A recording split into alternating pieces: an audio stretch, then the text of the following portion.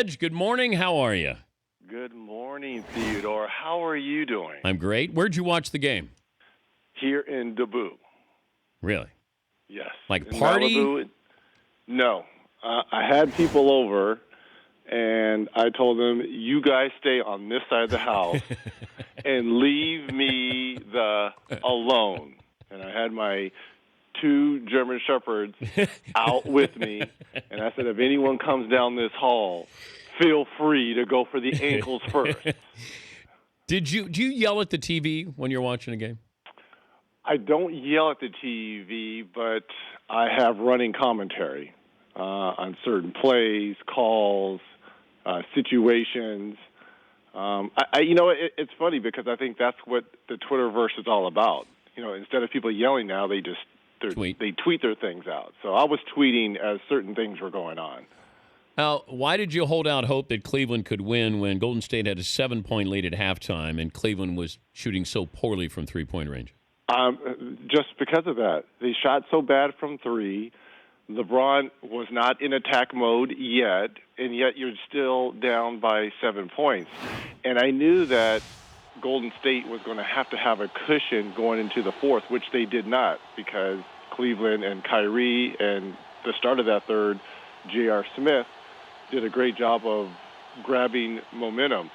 And you and I talked about this last week, even though that they were up 3-1, and LeBron said this in the postgame, I watched a lot of film, and I changed the blueprint. They figured out that they had 2 best players in this series, and they knew all along that the weakest link defensively was going to be Steph.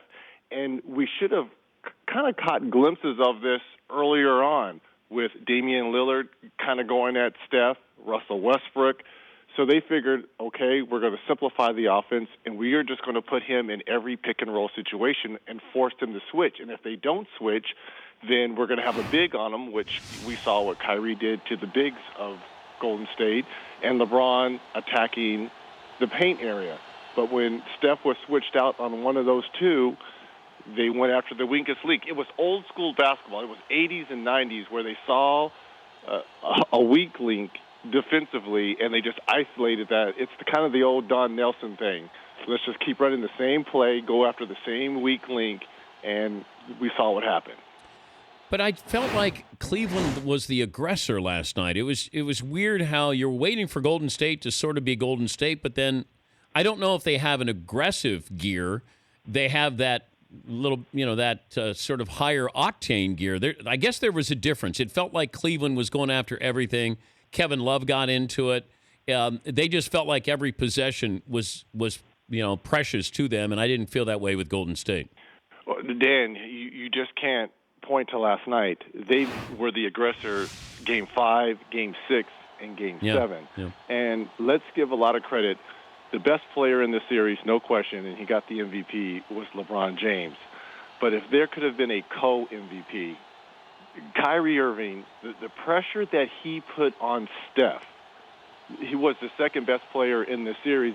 But to me, the guy that kind of goes unsung in this was Tristan Thompson at both ends of the floor, keeping balls alive in possessions for them. But I tweeted this out, you talking about running commentary. They would switch Tristan Thompson on Steph, and he took him out of the play. He didn't. It was like a box in one. And to have your center guard the 2-time MVP on switch-outs and basically take him out of the offense was remarkable.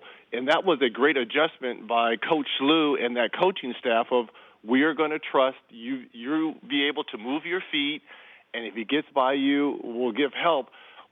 But he was face guarding Steph. And this is a center face guarding him. Yeah. And the only one shot he got was that long 3. And if from the top of the key, like in the fourth quarter, I think to close the lead to within 4. If that's the best Steph can do, then the favor was all in Cleveland. That's why I said I'm going to stick with my prediction, because I started this with the Warriors in 7. But from Game 5, in a Game 7 situation, it was the Cavs to lose. They had all the momentum, and they had the 2 best players. We talked about this last week. They had the 2 best players on the floor every game, especially starting in Game 5. He's Reggie Miller, NBA on TNT analyst, joining us, Dan Patrick Show. Jay Williams, who played in the league, former Dookie, he tweeted out that he thinks LeBron is better than Michael Jordan. What does he mean by that? Well, I mean, that's anytime you bring in Michael Jordan, and especially with LeBron James, you're going to have a firestorm because you have so many loyalists to both of these guys. And I'm ready to come on your show because we had this conversation, I believe, the last time you and the Danettes were in L.A. for that one of the L.A. shows, and we talked about our starting fives. Who would be our all-time starting five? And we got into the Larry Bird versus LeBron James, the small forward position. Right now I have Michael, Magic, Larry, Hakeem, and Kareem. Those were my starting five of all time. Today, and you know how much I love Larry Joe. You know how much I patterned my game after Larry Joe, right? Mm-hmm. You know, he was my coach in Indiana. I would do anything for Larry Joe. Mm-hmm. But I've got to let it go, Dan. I've got to let it go. I really do have. What he did for Cleveland and that city and that state and that team, I've got to let it go. He is in my top five. Now, he'll never get ahead of Michael, and he'll never get ahead of Magic, and he'll probably never get ahead of a Kareem. But everyone else, he's the fourth best player. He's the fourth best player. Now, special consideration to Tim Duncan, special consideration to Kobe, but LeBron is. I have to let it go. But Larry Joe, I love you, but I've got to let it go, Dan. But why can't LeBron be recognized as better than Jordan when it's all said and done? 6 for 6. Six rings. That's it? 6 times there, 6 times I won, and 6 times I was Finals MVP. Yeah. But if I look So until someone does that or comes close to that, no. 6 times I went, 6 times I won. Oh, by the way, 6 times I was Finals MVP. But if I look at LeBron, and his resume is going to be different because, of the finals that he's lost. But let's say he wins 1 or 2 more. And now statistically, now he's knocking on the door to Magic Johnson. Is he a better all-around player than Jordan? Maybe that's what Jay Williams is saying here. Is LeBron better at both ends of the floor than Michael? Oh, man. That black cat could get it done at the defensive end, too.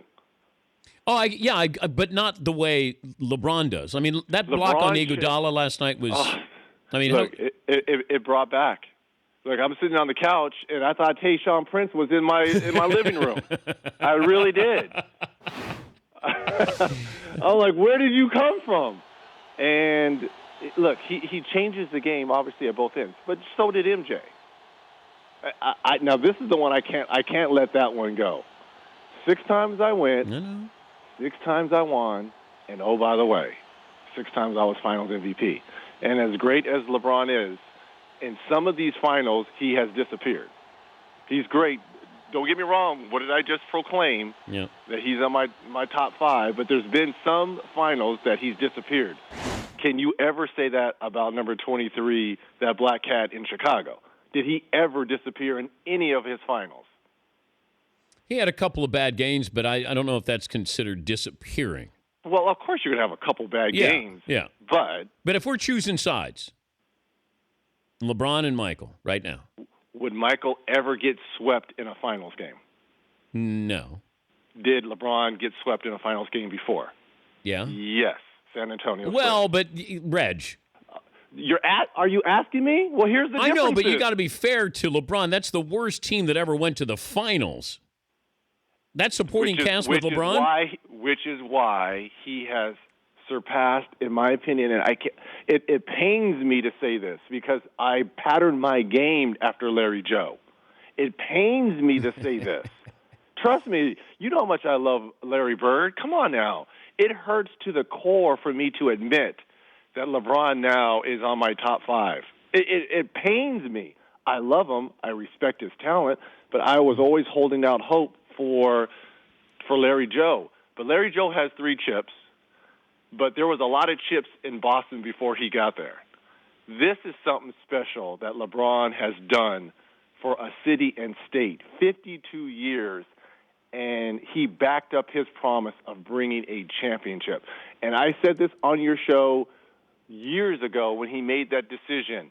Winning one chip in Cleveland is like winning 3 in Miami or Chicago or New York or L.A. because it means more in small markets. People, they bleed, they die, they follow, they worship these guys. So to win one in a small market, and especially a suffering market like Cleveland, to me, that's like winning 3 chips. All right, we'll come back. I want to ask Reggie about the Cavaliers offseason, including LeBron's future, and the Warriors offseason, including Steph Curry's possible surgery. We'll continue with Reggie. The Dan Patrick Show, weekday mornings on Audience.